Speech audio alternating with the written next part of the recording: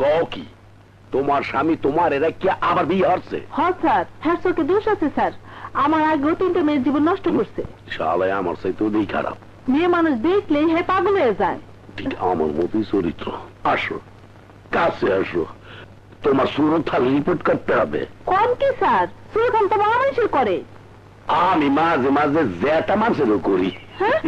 আসো। এই তুই আবার কেনা? আমি ইন্সপেক্টর বিপ্লব। আজই এই থানায় জয়েন করেছি। এই পবিত্র আইনের পোশাক পরে মেয়ে মানুষের সাথে বদমাশি করিস? স্যার এইবারের মতো মাফ করিয়ে দেন। আজ আমার হুঁশিয়ার দিবস, তাই মাপ পেয়ে গেলি।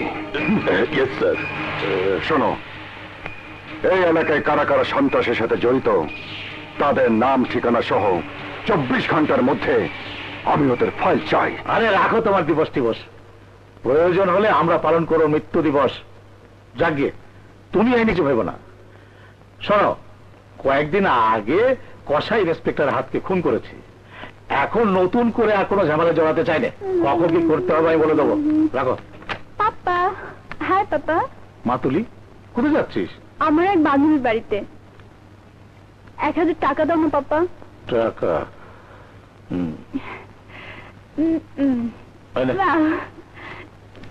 থ্যাংক ইউ পাপা।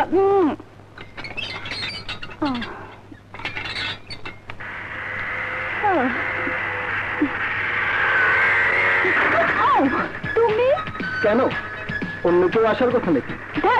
আমি কি তাই বলেছি? কোথায় যাচ্ছে? আমার এক বান্ধবীর বাসায়। প্রয়োজন নেই। মানে? মানে আজ আমার কোনো কাজ নেই। তোমাকে নিয়ে হাসবো, বেড়াবো, গান গাইবো। চমকে উঠলি যে? তুই আমারে যতই খারাপ ভাবস, আমি লোক হিসাবে তত খারাপ না। দে আমাদেরও দুধ দে। সব দুধ বিক্রি হয়ে গেছে। মিথ্যা কইতাছস? আমি দেখতেছি এমনও তোর অনেক দুধ আছে।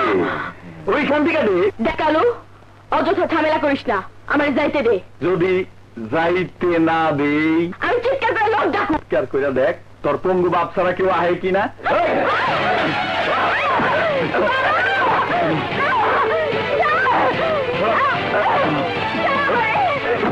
ও বাবা, আরে আরে শোনো না। তুমি ঠিক আছো তো? মার মার শালারে। কি আরে মারে নে খালি আরে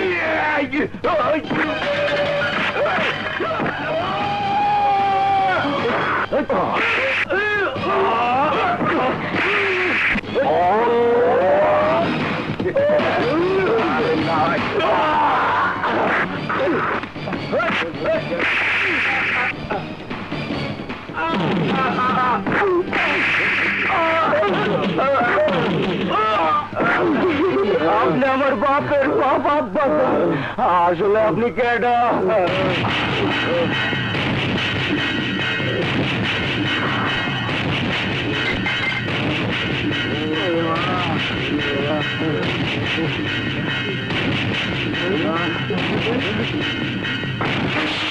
ইন্সপেক্টর বিপ্লব, সবাই আমাকে ঘাটের অফিসার হিসেবে চেনে।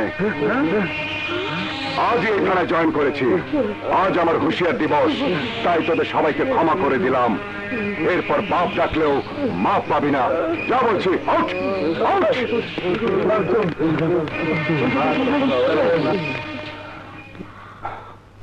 আপনি না থাকলে আমার আত্মহত্যা ছাড়া আর কোনো উপায় ছিল না। যতদিন আমি এই থানায় আছি ততদিন আপনার দিকে ওরা কেউ চোখ তুলে তাকাতে সাহস পাবে না।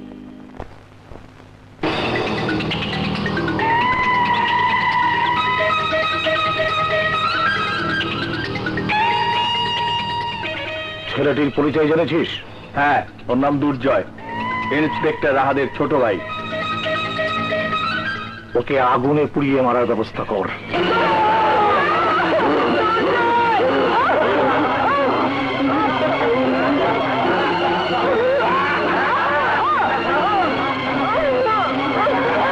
তুই যতক্ষণ রশি ধরে রাখবি ততক্ষণ তোর আদরের দেবর বেঁচে থাকবে, রশি ছেড়ে দিলে পুড়ে মারা যাবে।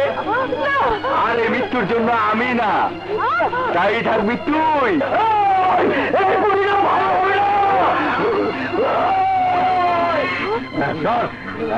এই তুই বল, তোর মৃত্যুর জন্য কে দায়ী থাকবে? বল তুই। এবার তুই বল। আপনি না ওই লোকে।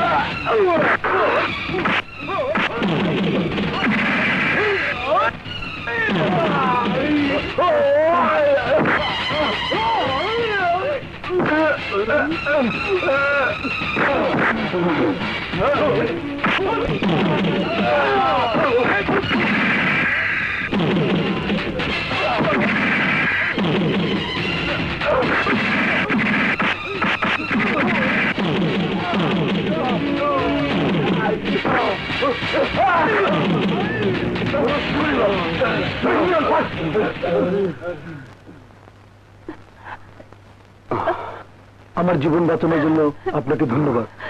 আপনার থানায় গিয়ে বিষয়টি নালিশ করুন। নালিশ করে কোনো লাভ নেই ভাই। এই থানার ওসি ছিলেন আমার স্বামী রাহাত খান। আমার স্বামী ওদের বিরুদ্ধে প্রতিবাদ করে কেউ ভয়ে সাক্ষী দেয়নি।